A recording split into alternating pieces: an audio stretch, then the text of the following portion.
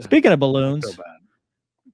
China is recruiting Air Force pilots now. So Yeah. I guess if you thought things were too bad here, Gonky, Yeah. what do you think Yeah. about this? Yeah. I think this is the article. I can get past the paywall or the firewall, whatever it's called.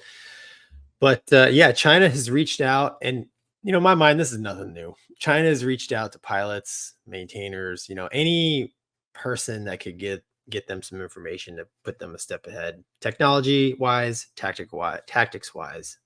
Apparently, they're being a little more maybe brazen's the right word in their approach, and I don't think it was this article, but I read another article where they're having basically a big meeting about it and kind of what to do about it to combat it. So I'm sure it'll end up on our list of mandatory training that we're going to have to do on drill weekend instead of my real job. But yeah, it's right here. Exactly. The Ramstein conference to talk about this. Again, nothing new, you know, to say that the United States isn't in China trying to find out their secrets, I think would be a bit naive. It's the game of spies, but yeah, it's happening, and I would say it's nothing new. What do you think, Wombat? No, this is no different than when you'd be in a port call and a good-looking girl would talk to you at a bar. Like, you know, damn well it had nothing to do with your personality or the Your attire looks. that you have picked for your port call visit, right? I mean, but some guys got trapped by it. They were like, "She loves me," like, just like every dancer in Key West, and the answer is they don't. They don't. I don't know. The fact that we have to have conferences to talk about this is a little bit ridiculous, but whatever. We talked about an article about this previously. It was he a Harrier guy in Australia? He got hemmed up because he was God, what was he? I think the Australian authorities got him, and he was basically doing that. He was training Chinese pilots. So I'll say the exact same thing I said back then.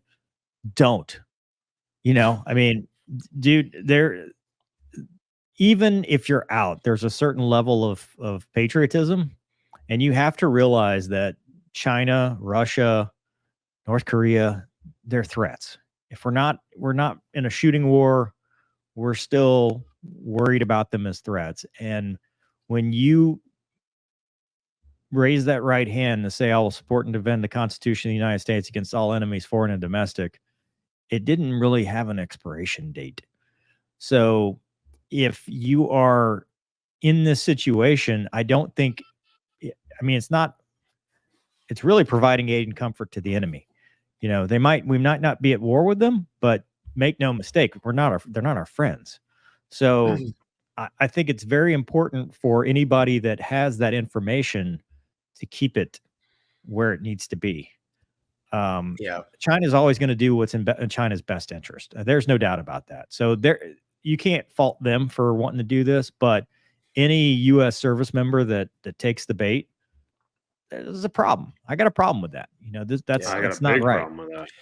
So Wombat could back me up, but I always found it funny when you were up at altitude waiting for the ship to start recovery in the Gulf. You look down and like this ship does a 180 to go into the wind, and so does like the 6 random dows. That like, you know, you got like 8 ships all doing a 180 and only one's the carrier, and the other, you know, the rest of them are these little wooden boats. You're like, what's going on? Somebody needs a flyby. Right. Which they would get. Yeah, those were. They were great to thump. Are you kidding me? Spying and listening. It's part of the game. It's loose lips and sink ships, right? That's why every time you see a new design, you're like, huh. Looks an awful familiar. Huh. All right. But yeah, that's, I mean, anyway.